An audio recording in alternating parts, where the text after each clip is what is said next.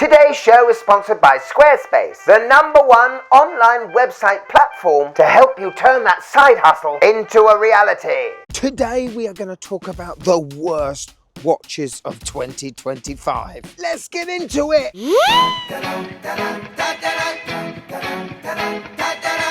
Yes, and welcome to the Mad Watch Collector Show. What a show we got for you today. Fresh off the back of my best of 2025 watches collection, I decided to do what I think, in my opinion, are the worst watches of 2025. And I decided to do this in a nice calming manner, a nice walk in the woods, wearing a beautiful Casio. This is the Forester I reviewed at the start of the year, an awesome budget field watch that anyone can enjoy.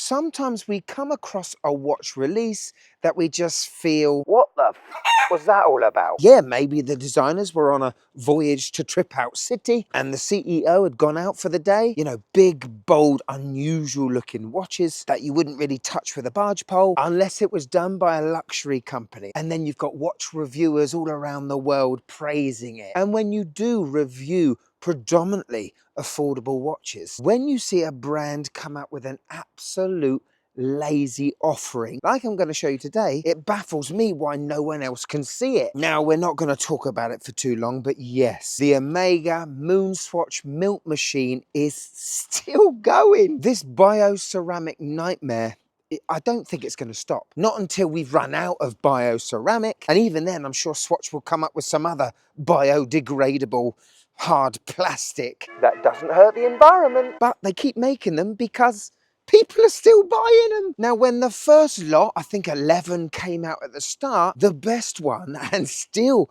the best one, was the Mission to Moon MoonSwatch. Why? Because it's the one that looks like a moon watch. Anyway, 200% overpriced. I hate seeing this milk machine being continued. And we've got to talk about the biggest travesty, I think, in the last 10 years. And it has been done by another luxury watch brand, and that is Tag Heuer. Now, when they re-released the Formula 1 watches, which for all intents and purposes were kids' watches, small, colourful quartz beauties that sparked a whole new generation of not only watch lovers, but Formula 1 lovers. I think they were about 150 quid. The straps were pretty rubbish, but they were cool. Well, when they re-released these in a collaboration with Kith, a god-awful trendy fashion designer, they were ridiculous money. But in my head, I thought, wow, this is because Kith are taking a cut, so they're making them quite expensive. No, because this year, Tag brought out another set of Formula 1 watches, still quartz but solar powered, and were still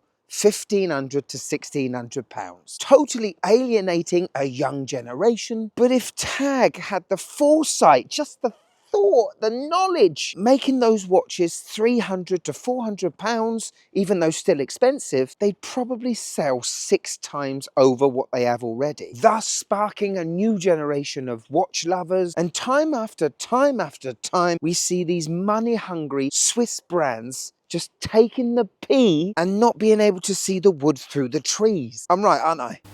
Now, before I tell you about the next watch, let me tell you about today's sponsor, who are Squarespace. Now, if you do not have a professional looking website for your company in 2025, chances are you're going to lose a lot of business. And I know, I've been there, I've done it. It's a goddamn minefield. Do I pay someone for it? Do I do it myself? It's going to look rubbish if I do. Well, with the help of Squarespace, your dreams are about to come true, because it has never been easier to come up with a beautifully personalized, simple and professional website than today right now. And with a ton of templates that you can all customize with different fonts and different layouts, as well as using Squarespace's AI feature that pretty much makes it impossible not to get a perfect website. Now is the time to keep up with the Joneses and level up your business in 2025. In the description below, you will find a lovely discount to your first purchase. So go on, go make a website you'll be proud of.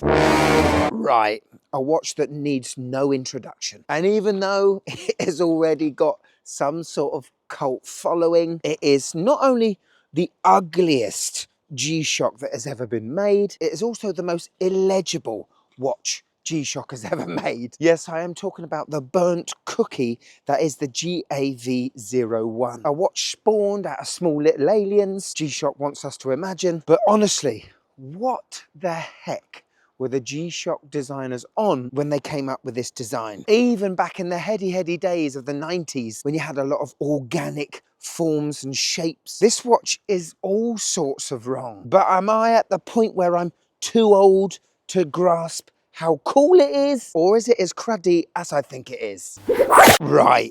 Can someone explain to me what the heck is going on with Omega? Is their job nowadays to make watch cases look like mirrors so that you don't need a mirror in your house anymore? You can just use the reflective surfaces of your new watch to check out whether your hair's all right. Honestly, I think Omega have completely lost the plot with what made them so good in the first place. They have become gaudier, blingier, and more show-offier than the brand they've always tried to catch up with, which is obviously Rolex, but they missed the mark so much. It's like looking at my physics GCSE results again. So recently, we got a revised version of the Planet Ocean. Yes, it's about the 57th Seamaster that they have currently in their lineup. But this time they've decided to model the Planet Ocean on, to me, either a Cyberman from Battlestar Galactica or a Tesla Cybertruck. Either way, it's pretty goddamn awful. And we're supposed to see this as a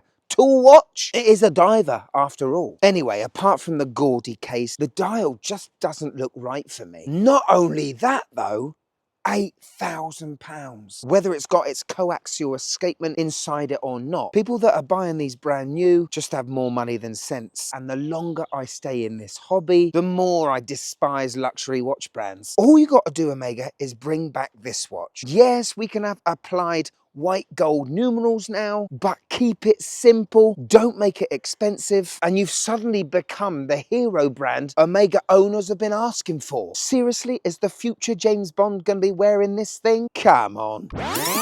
Now, on to a release that should have been, well, in my best of.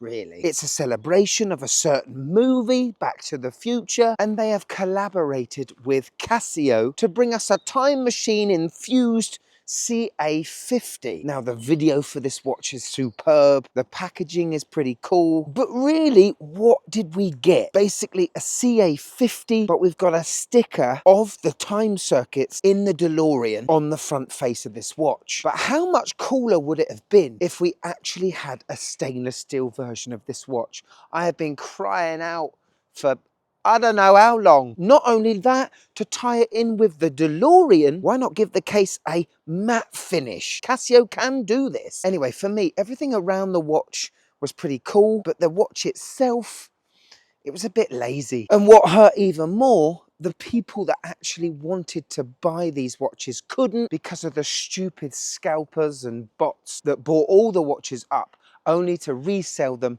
on the likes of eBay. But in all honesty, I reviewed and bought a CA53 collaboration with Pac-Man. The case was completely transformed to look like the cabs of the old Pac-Man arcade machines. That, as a thing, as a product, I think is better than the Back to the Future. Could you just click that like button, please? It really helps the channel. Thank you. And finally, we come to a brand that I do like. I own 2 watches from the brand.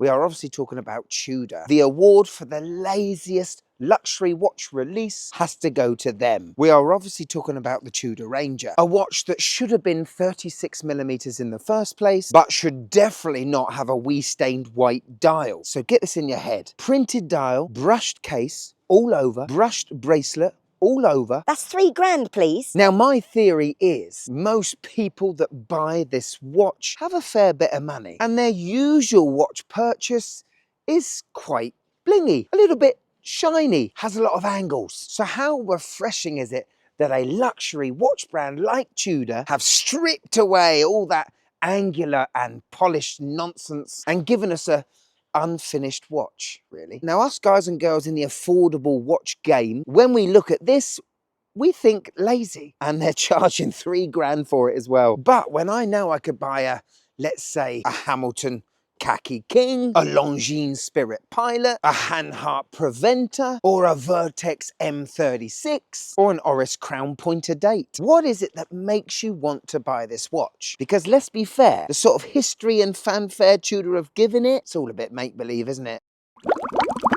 I'm not going to say anything more about the Tudor Ranger. If you like it and you're happy with it, that's the main thing, isn't it? Like all of the watches I mentioned today, you've just come here for my opinion, and I've given it to you. Both barrels. Thank you so much for watching till the end. If you want a bit more of the Mad Watch Collector, well, guess what? We've got a Patreon now. See the shows early, blooper reels, behind the scenes content, private group chat, and get your name credited at the end of the show like this awesome lot. But if I've got you for a few more minutes, why don't you click this one? You'll love this one, honestly. You'll love it. This is the best of 2025, you know. No more negativity. This is the best. We're never negative anyway, are we? Come on, eh? Here we go. Go on, click it. You'll love it. You see my Casio? The Forester looking good. Go on, click it. You'll love it. Click it. Click it.